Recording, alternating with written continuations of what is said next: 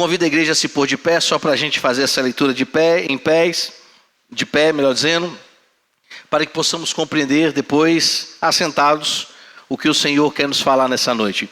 Evangelho de Lucas, capítulo de número 8, versos de número 22 até o 25.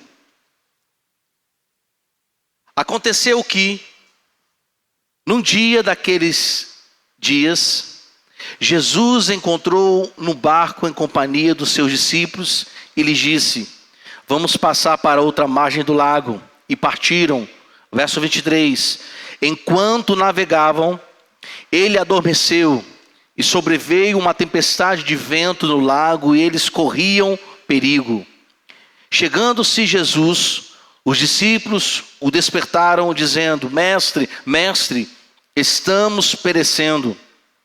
Levantando-se Jesus, repreendeu o vento e a fúria da água. Tudo cessou e ficou bem calmo. Então Jesus lhes perguntou: vocês não têm fé? Eles, possuídos de temor e admiração, diziam uns aos outros: quem é este que até manda nos ventos e nas ondas e lhe obedecem? Essa foi a pergunta dos discípulos para a glória do Senhor. Os irmãos podem se assentar. Meus irmãos, esse texto, há outros dois evangelhos que falam sobre ele. Evangelho de Mateus e Evangelho de Marcos. Todos três são considerados evangelhos sinóticos, contando a mesma história, mas de um ângulo, uma percepção diferente. É como os irmãos estão me vendo de frente.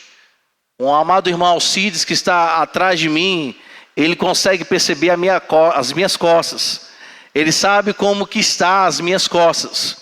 No caso aqui, o presbítero Edi já tem um ângulo da minha direita.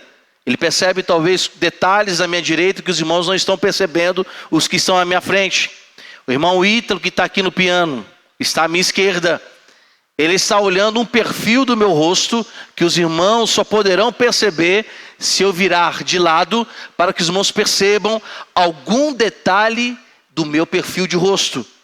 Assim então são os sinótipos, contando a mesma história, só que percebendo ângulos interessantes sobre a mesma história. Quando a gente lê o Evangelho de Mateus, no capítulo de número 8, que ele vai falar também sobre esse período em que o Jesus Cristo, juntamente com os discípulos, estão em cima do barco e passam por essa tempestade. Mas antes de chegar a esse texto, nós vamos perceber em Mateus capítulo de número 8, que Jesus ali cura leprosos, que Jesus ali está curando o servo de um centurião, que Jesus, pasmem, está curando até a sogra de Pedro. Olha que bênção. Mateus faz questão de detalhar isso, assim como Mateus detalha outras curas. Detalhes que também Marcos, quando ele escreve o capítulo de número 4, ele não está contando esses mesmos detalhes que ocorrem aqui no Evangelho de Mateus. No Evangelho de Marcos, quais são os detalhes que Marcos menciona antes da tempestade? Antes do momento em que os discípulos dentro do barco, juntamente com eles, estão ali sofrendo a agonia do vento e das águas. Marcos, meus irmãos, vai relatar. E ele se detém que Jesus ensina os seus discípulos em relação às parábolas. Marcos agora está relatando que Jesus não apenas curou leprosos, como Mateus falou, como cura pessoas, centurião, mas ele se detém nos detalhes em que Jesus, no período da caminhada, está ensinando sobre parábolas, sobre semeadura, sobre ser luz. Ele ensina então que esse Jesus Cristo está mostrando aos seus discípulos que eles precisavam ser fiéis na palavra e semear a palavra e ser testemunha a palavra. Mas quando nós lemos a mesma história no Evangelho de Lucas, o que Lucas então se preocupa em detalhar antes da grande tempestade que os discípulos sofreram. Lucas vai detalhar, o evangelista vai detalhar que há um momento em que a família de Jesus Cristo e os irmãos de Jesus Cristo, de carne, se aproximam dele e está numa festa. Os discípulos chegam, entram dentro e falam: olha, Jesus, sua mãe e os seus irmãos estão lá fora e estão dizendo que é a sua família e quer entrar. Aí Jesus fala: olha, quem é a minha família? Todos aqueles que fazem a minha vontade, todos aqueles que obedecem a minha palavra. Esse será a minha mãe, esse será o meu irmão. Contando o quê? Que para fazer parte da família de Cristo é necessário sim termos Cristo como Senhor Jesus Cristo. Mas, diante de tudo isso, diante desses detalhes que os 3 evangelhos contam a respeito da mesma história, o que nós podemos aprender com essa história? Interessante que ontem o pastor João Batista, ele pregou sobre o mesmo tema, não pula do barco. Ele trouxe uma ideia de que é chamado para dentro do barco os discípulos de Jesus Cristo. Hoje de manhã ouvimos uma ministração da palavra do Senhor pela vida do pastor Moisés, que ele relatou como estava a situação do lago. Vento forte, frio e quente, que gera entre as montanhas, porque o lago estava entre montanhas. Gera então a tempestade, porque o vento ele não tem evasão, ele não sai, ele fica ali entre as montanhas rodando. E aonde que surge, como ele explicou bem, uma tempestade que não era comum. E ele falou hoje de manhã sobre a importância que devemos ter e saber que o Senhor Jesus Cristo está no controle de todas as coisas. E hoje à noite, diante, meus irmãos, de tantos relatos que nós ouvimos, hoje também eu gostaria de enfatizar que Jesus Cristo sempre teve o controle de tudo. Mas vamos lá, o que está escrito no verso de número 22 de Lucas, capítulo de número 8, vai relatar o seguinte, verso 22, capítulo 8. Aconteceu que, um daqueles dias, Jesus entrou no barco em companhia dos seus discípulos. Primeira coisa que precisamos entender, que Jesus Cristo, ele sempre nos acompanha. Repita comigo: Jesus Cristo sempre me acompanha. Isso é um fato. Jesus Cristo, ele nos acompanha quando estamos em pecado ou sem pecado. Um dos atributos que Jesus Cristo tem como Deus é a onipresença. Isso é um atributo de um Deus. Jesus Cristo era verdadeiramente Deus, como também ele é verdadeiramente homem. Ele era verdadeiramente homem e continua sendo. Então, diante disso, como Deus, ele tinha um atributo da onipresença. Ele sabia tudo o que estava acontecendo. Ele sabe de todas as coisas. Ele tem a capacidade como Deus de saber exatamente o que fazemos no local específico. Mesmo que nós estejamos trancados nos nossos quartos e dizendo assim: o meu pai não me vê, a minha esposa não me vê, ninguém me vê, e não haja nenhuma câmera que possa contemplar o que você está fazendo sozinho. Ele sabe o que você está fazendo. Mesmo que alguém te assista pessoalmente, ele também tem o atributo da onisciência. Mesmo que os irmãos estejam me enxergando, se eu parar de falar e pensar numa cor, a pergunta que eu vou fazer para os irmãos: alguém aqui poderia me dizer qual cor eu estou pensando agora? Agora eu posso dizer qual time que eu torço, porque eu já falei aqui, aí fica fácil. Mas se eu pensar aqui, qual é a roupa que eu quero usar amanhã? Quem de nós, ou melhor dizendo, quem de vocês poderia dizer que eu gostaria de usar amanhã? Então Jesus Cristo, ele é onisciente, conhecedor da nossa mente. E algo que me chama mais interesse ainda sobre isso, é que o conhecimento que ele tem sobre os pensamentos, não é um conhecimento apenas em partes de pessoas. Hoje, existem mais de 8 milhões de habitantes, bilhões, melhor dizendo. O Senhor Jesus Cristo, como Deus, sabe o que esses 8 bilhões estão pensando no exato momento, nessa mesma hora. Ele sabe tudo o que os homens estão pensando. Esse mesmo Jesus, que é Deus, Ele sabe o que amanhã você vai pensar durante todo o dia. Atributo de presciência, de conhecer amanhã o que vai acontecer de forma antecipada. Ele sabe o que vai acontecer daqui a 10 anos. Irmãos, que mesmo que eu esteja hoje aqui pensando, ou amanhã na segunda-feira, Ele sabe o que eu estou pensando e saberá o que vou pensar. Isso prova, meus irmãos, que esse Jesus Cristo, Ele nos acompanha de forma diária. Algo que precisamos entender, que quando Jesus Cristo em sua companhia estavam os discípulos, Ele já estava com eles antes de entrar no barco. Nós vamos perceber que Jesus Cristo acompanha os discípulos. Estava nos momentos em que curava pessoas, Jesus Cristo estava com os discípulos. No momento em que eles entram no barco, Jesus Cristo permanecia em companhia dos seus amados apóstolos. Então, Jesus Cristo sempre nos acompanha.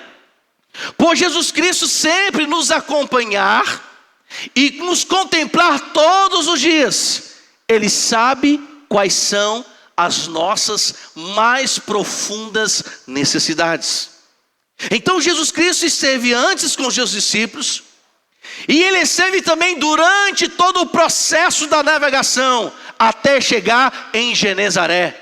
Percebam, meus irmãos, que no capítulo de número 8, verso de número 23 do Evangelho de Mateus, a expressão que está escrita ali, falando sobre esse mesmo ato, é o seguinte: Jesus entrou no barco e os seus discípulos o seguiram.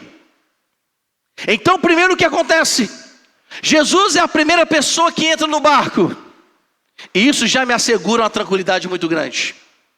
É a prova que Ele está à frente primeiro, que é Ele quem vai primeiro, e a sua ida em primeiro lugar me garante segurança.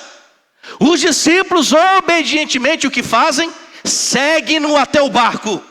Então Jesus está antes do barco, entra com eles no barco, está durante a navegação do barco, e esse mesmo Jesus, Ele termina a jornada da navegação, seguro em terra firme, juntamente com seus discípulos. Olha só que está escrito no verso 26 e 27 de Lucas capítulo de número 8. Então rumaram para a terra dos Gerazenos, que fica dentre frente a Galileia. Logo que Jesus desembarcou, percebam que eles chegam em Genezaré. Jesus passou durante a tempestade e assegurou a ida até Genezaré. Outra questão que podemos aprender com isto. Eu vou desligar aqui, tá, Jaci?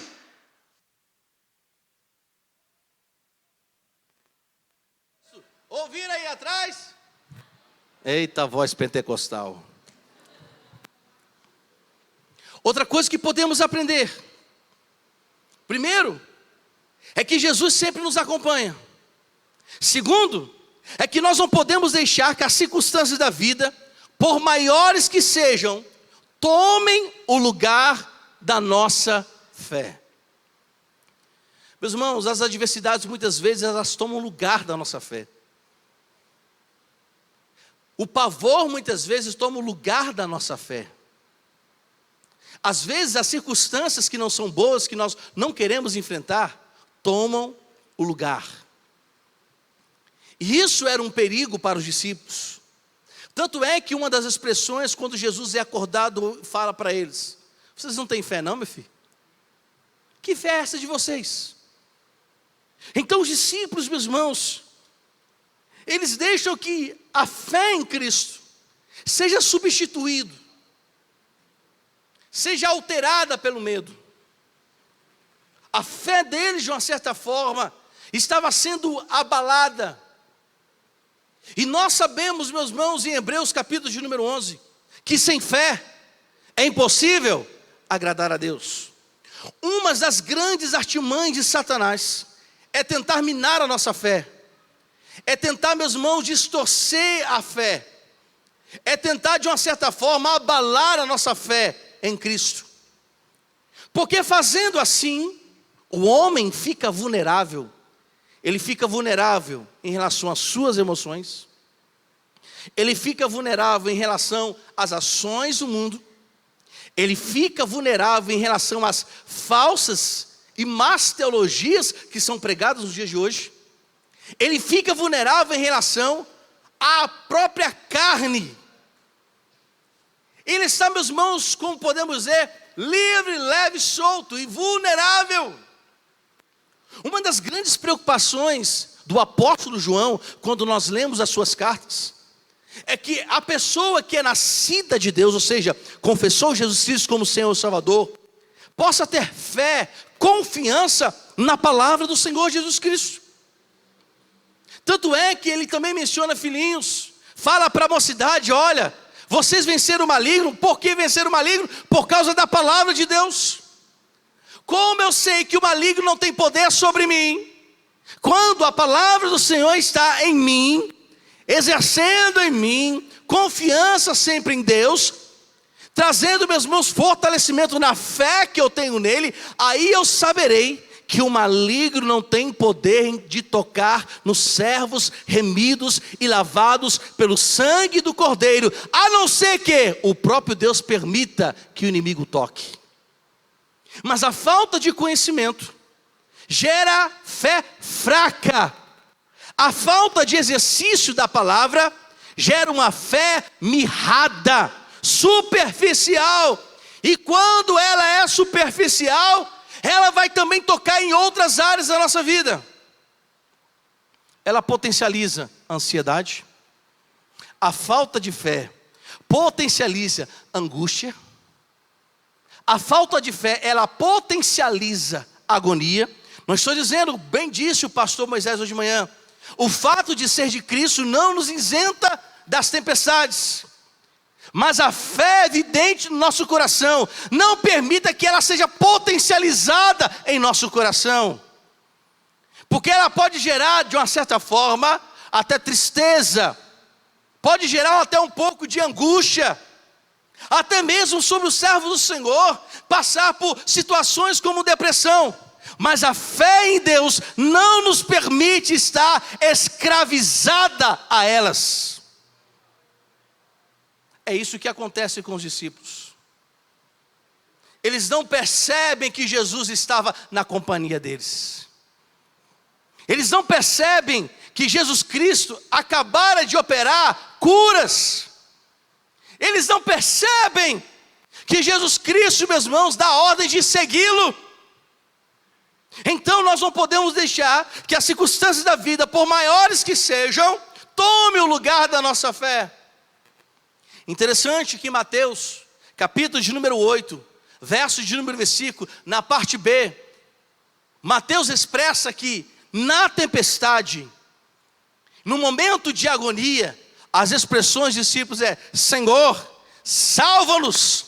No Evangelho de Marcos, a expressão que Marcos coloca é: Mestre, não te importa que pereçamos?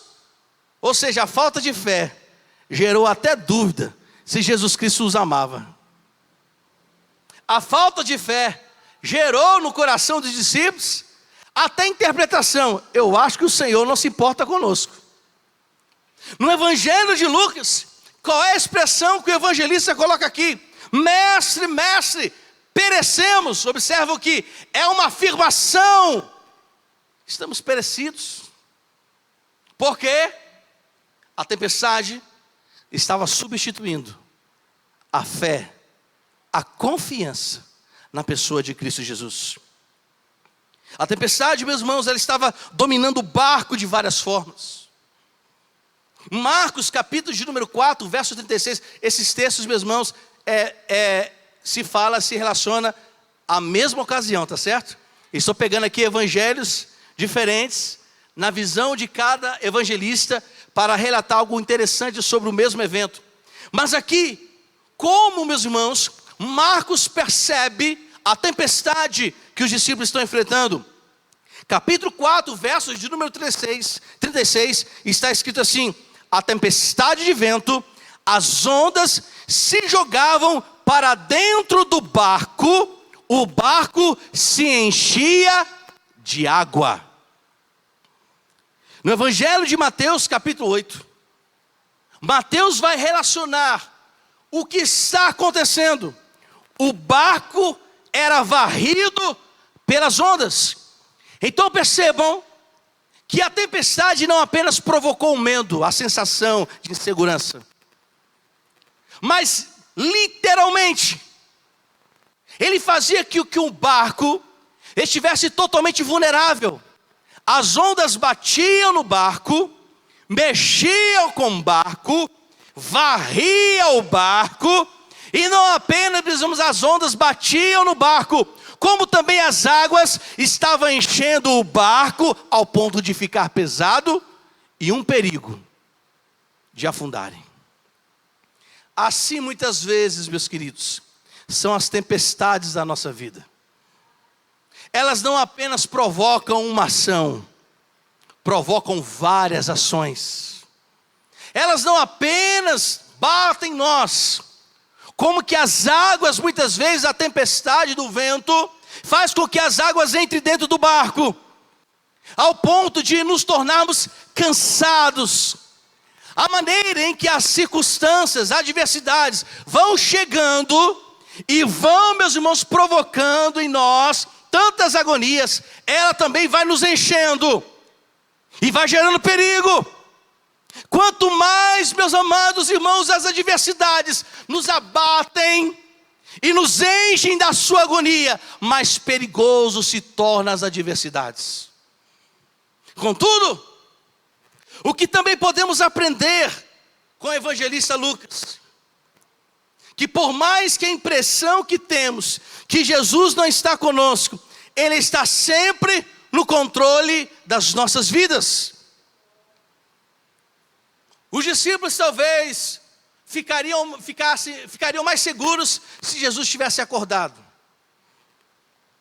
Talvez os discípulos estariam mais seguros se Jesus Cristo estivesse conversando com eles. Mas Jesus está o quê, meus amados? Dormindo. Está descansando. Está relaxando. O dia não foi fácil não. Mas o que podemos aprender?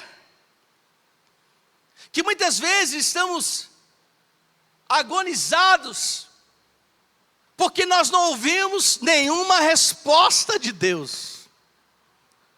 E como eu já ouvi alguém falando, que o silêncio de Deus é uma das coisas mais terríveis para o homem. Quando Deus não nos responde, meus irmãos, quem sofre de ansiedade sabe como é triste. Quem sofre de ansiedade, como é que é? Se ele marca uma entrevista daqui a 10 minutos, a ansiedade é tão grande que parece que 1 minuto parecem ser horas. Não é assim que a ansiedade faz? Quando estamos muito preocupados, ou melhor dizendo, quando nós temos um medo que não é controlado, não é aquele medo que nos paralisa diante do perigo, ou seja, às vezes, porque eu tenho medo de altura. O medo de altura também pode ser algo seguro para nós. Eu não vou chegar num prédio de 10 andares e pular de lá. O perigo faz, às vezes, o medo, melhor dizendo, faz com que a gente pare. Se eu não sei nadar, o medo faz com que eu não esteja no meio do mar, porque eu posso me afogar. Então é um medo importante para nós. Mas ali, meus irmãos, esse medo que os discípulos estavam tendo, era um medo avassalador. É aquele medo que a pessoa tem de altura. Se subir 2 degraus numa escada, ele pensa que está 10 metros do chão. É quando você, minha amada irmã, vê uma barata. Eu não vou perguntar quem tem medo de barata aqui não. Quem tem medo de barata? Não precisa levantar a mão. Quando você vê uma barata, parece que você está vendo um leão. Às vezes eu vejo uns vídeos, que o pessoal manda para mim, homem tentando matar um ratinho. Como o rato tem poder sobre homens, meus amados irmãos. Esses dias, um amigo meu chamado Flávio, ele é de Cícero Dantas, na Bahia. Ele falou assim: pastor André, olha esse daqui. Meus irmãos, um morceguinho desse tamanhozinho aqui. Colocou 10 homens para correr. Aí eu perguntei para ele assim: meu amado, não tem um macho em Cícero Dantas não para resolver essa situação aí? Porque o medo faz isso. Ele tem a capacidade de aumentar. Ele tem a capacidade de tornar grande o que é pequeno e muitas vezes insignificante. E assim percebemos o medo que nos faz quando Deus também não nos responde. Dá medo, meus irmãos. Eu, pelo menos, eu fico muito receoso quando Deus não me responde. Eu pergunto: Senhor, é por aqui ou por ali? E aí, Senhor, sabemos que confiamos nele, mas muitas vezes quando Deus não nos responde nada, ficamos o quê? Atemorizados. Mas Jesus ensina aqui, meus irmãos, através desse texto, que mesmo que ele não estivesse acordado no momento em que a tempestade começa, no momento em que o mar, as ondas, o vento é forte, ele estava perto dos seus discípulos, ele estava presente com os seus discípulos, ele estava ali com os seus discípulos, e certamente, meus amados irmãos, Jesus Cristo se deitou no lugar mais importante do barco. Olha só o que está escrito em Marcos, capítulo de número 38, verso de número 4. Eu não sei se você já se atentou para isso, mas olha que detalhe fantástico que o evangelista Marcos nos conta. Aonde que Jesus deitou? Jesus poderia ter se deitado em qualquer outro lugar. Marcos capítulo de número 4, verso de número 38, mais dizendo. Confundi aqui. Marcos capítulo 4, verso 38. Olha só o que está escrito na parte A. Os irmãos podem ler para mim, por gentileza? Jesus estava onde? O que é a popa? A popa, meus irmãos, é a parte traseira do barco. A popa justamente é o lugar aonde se é responsável em controlar a direção e a estabilidade da embarcação. Nessa parte, segundo os que fabricam barco, dizem que nessa parte geralmente encontramos o leme e a rota do leme, que possibilita o controle da direção. Aonde Jesus Cristo se deitou? No lugar mais importante do barco. No lugar de extrema e profunda importância para a direção do barco. O que eu aprendo com isso, meus irmãos? Que Jesus já estava demonstrando ali para os seus discípulos que ele estava no controle do barco.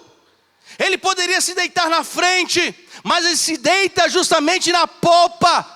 E ali o que podemos aprender? O Senhor sempre está e deve estar no lugar mais importante da nossa vida. Aonde, pastor? Em todo o nosso ser.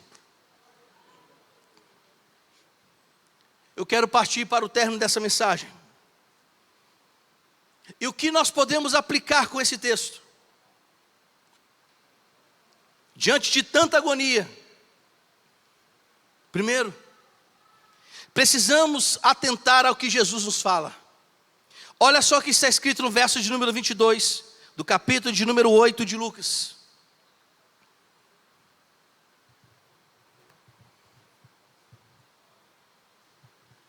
Aconteceu que num daqueles dias, Jesus entrou no barco em companhia.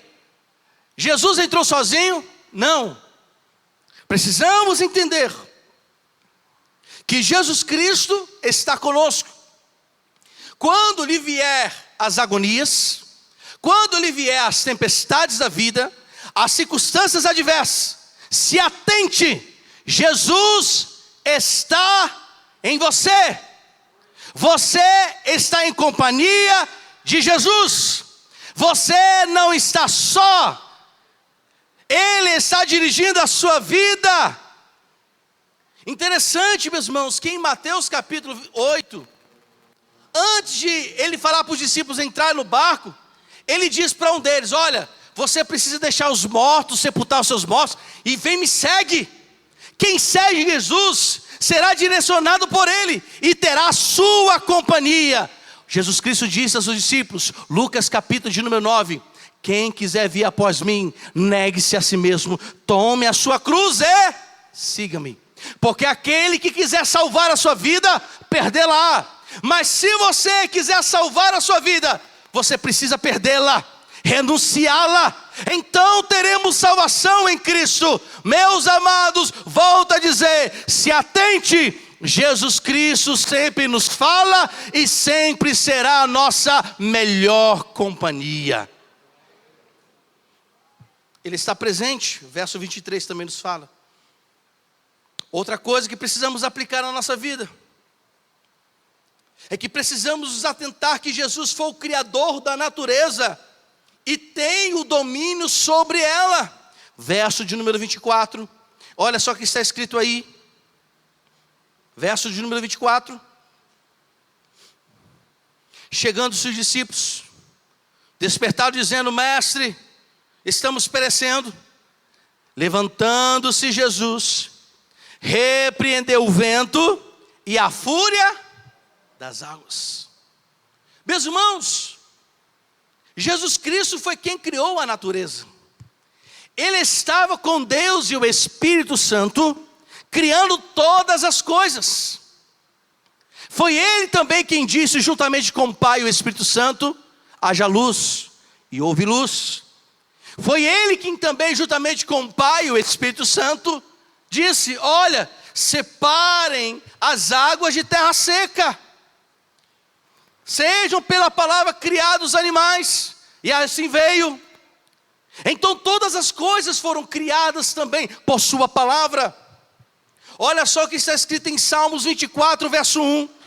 Está escrito que ao Senhor pertence a terra e a sua plenitude, e o mundo, os que nele habitam.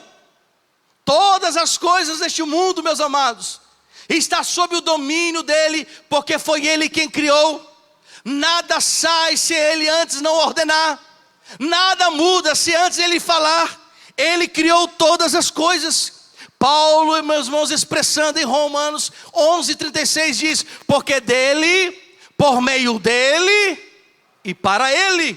O apóstolo João, escrevendo em Apocalipse capítulo 4, verso de número 11, ele diz: toda glória, toda honra, todo louvor seja dado ao Cordeiro, porque ele por sua palavra fez todas as coisas, e pela palavra vieram a existir todas elas. Jesus Cristo, meus irmãos, é quem poderia acalmar e dar a ordem à natureza, porque ele tinha autoridade sobre ela.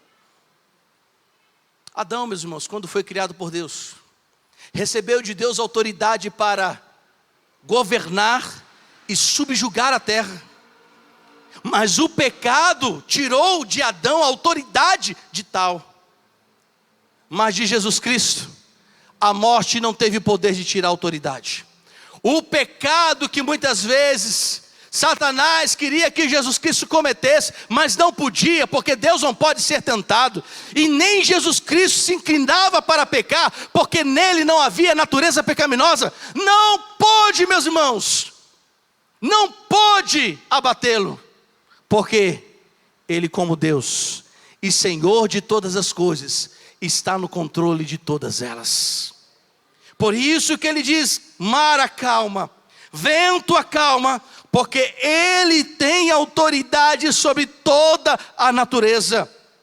Outra coisa que precisamos também entender e aplicar ao nosso coração é que o poder de Deus não apenas é manifestado a nós, mas também o poder de Deus é visível àqueles que estão à nossa volta, aqueles que estão contemplando o que Deus está fazendo através das nossas vidas. Observe um grande detalhe, que Marcos capítulo de número 4, verso de número 36, vai nos falar. Pode pôr, se puder, no data show, por gentileza. Olha que detalhe interessante.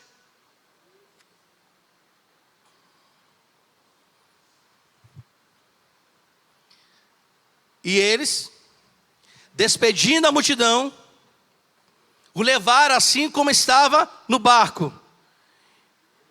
Jesus Cristo estava sozinho no barco. O que está escrito aí? Outros barcos o seguiam. Meus irmãos, apesar que o texto não nos fala se esses barcos que seguiam Jesus Cristo, outros estavam ali, sentiram a mesma coisa. Mas o fato é, se essas pessoas que seguiram o barco onde Jesus estava, estavam no mesmo lugar aonde tudo aconteceu, certamente eles presenciaram algo que nunca talvez também viram. Porque muitas vezes o Senhor Deus não apenas manifesta o seu poder conosco, mas também torna o seu poder visível e claro às outras pessoas.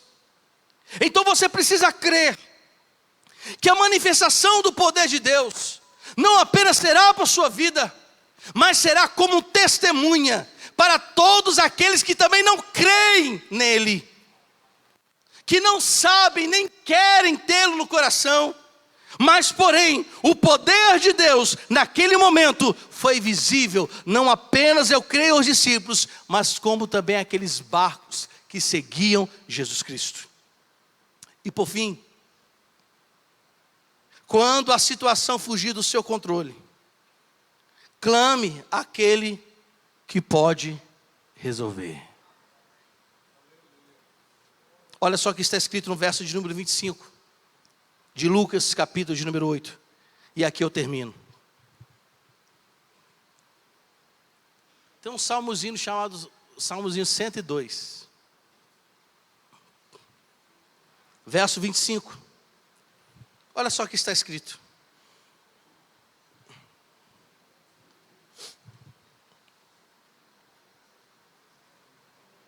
Verso 24, melhor dizendo. Chegando-se os discípulos a Jesus Cristo, despertaram dizendo: Mestre, Mestre, estamos perecendo. Depois que Jesus ouviu o clamor dos discípulos, ele levanta, porque ouviu o clamor dos seus discípulos, percebeu o vento, a fúria da água, ele cessa a água, acalma o mar. E os discípulos, meus irmãos, o verso de número 25, na última parte, ficam espantados, admirados, ficam perplexos, e fazem uma pergunta que é uma afirmação: quem é este? Quem é este? Quem é esse Senhor?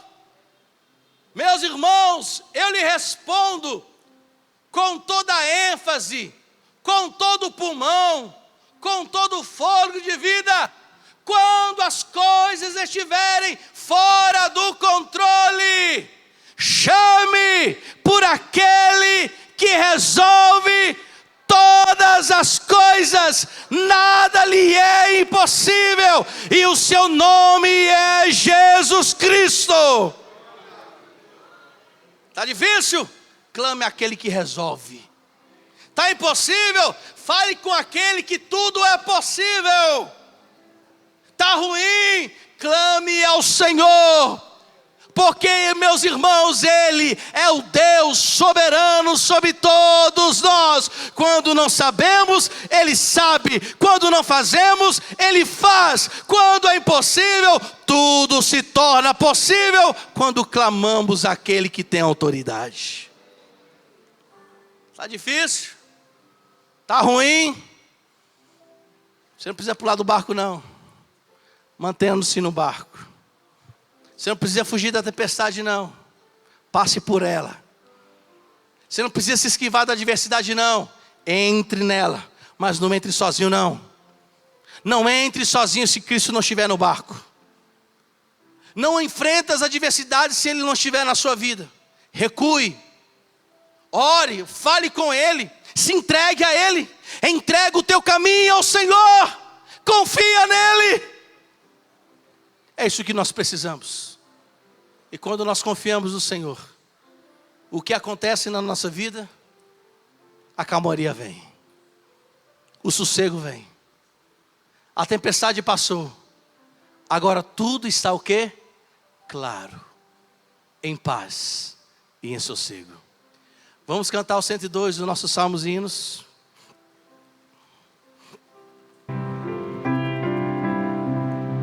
Se coloque de pé, eu quero orar. Os meninos tem como colocar aí no projetor.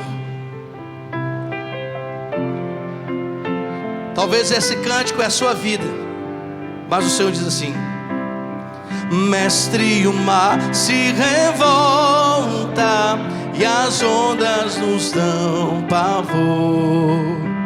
O céu se reveste de trevas, não temos um Salvador. Não se te dá que morramos, podes assim dormir, quando a cada momento nos vemos, já precisa subir. Aí Jesus olha para você e fala: as ondas atendem. O que ele diz? Sossegar, mesmo e seja o encapelado mar, a ira dos homens, um gênio do mal, das águas não podem a naufragar, que leva ao Senhor, Rei do céu e mar. Por quê? Pois todos ouvem. E a gente tem que fazer o quê? Sossegar, sossegar. Convosco estou para vos salvar. Paz, paz. Última estrofe. Mestre, chegou a bonança, em paz vejo o céu e o mar. O meu coração goza calmo, que não poderá findar. Fica ao meu lado, bom mestre, dono da terra e céu, e contigo eu irei bem seguro ao porto deste. E Jesus nos diz: as ondas, toda autoridade lhe foi dada, nos céus e na terra, e seja o encargo, mesmo bravio, intempestuoso, tais águas não podem a naufragar, que leva ao Senhor, Rei do céu. Presta atenção, respira, respira, acalma o teu coração, sossega. Vai dormir hoje em paz. Durma em paz. Deus está no controle. Está difícil? Está bravio? Temos um Deus que está no controle de todas as coisas. Nada está longe do seu poder. Ele está com você, antes, no momento, e o será até o final. As ondas atendem ao meu mandar. Sossegar, e seja o encargo, um gênio das águas não podem a naufragar, que leva ao Senhor, Rei do céu e mar. Por quê? Pois todos ouvem sossegar, com voz e bem suave que cantamos, paz, paz. Em paz me deitarei e logo pegarei no sono, porque só tu, Senhor, me faz repousar em segurança. Senhor, dá tranquilidade aos nossos corações, sossegue a nossa alma intempestuosa, Senhor. a nossa mente que não para, Jesus, o nosso coração que são anseios após anseios. Sossega-nos, ó Deus, acalma o coração, ó Pai. Muitas vezes a tempestade não está fora de nós, está dentro de nós, Senhor. Muitas vezes nós achamos que as adversidades que estão ao nosso redor, elas que estão agitadas, mas muitas vezes são os nossos corações que andam agitados demais. Pai, Tu tens autoridade, Jesus Cristo, Tu tens o controle de todas as coisas. Rogo nessa noite a Tua bênção sobre os Teus filhos, que ao saírem, Senhor, deste lugar, haja paz no lar, haja paz ao deitar, haja paz ao levantar. E mesmo mediante a tantas tempestades, Deus, queremos continuar confiando em Ti, meu Deus. Tu és o Senhor sobre nós, Tu és o Deus sobre nós. E é em Teu nome, Jesus Cristo, que eu rogo a Tua bênção, não somente hoje, mas para todo sempre. Amém. Se assentem.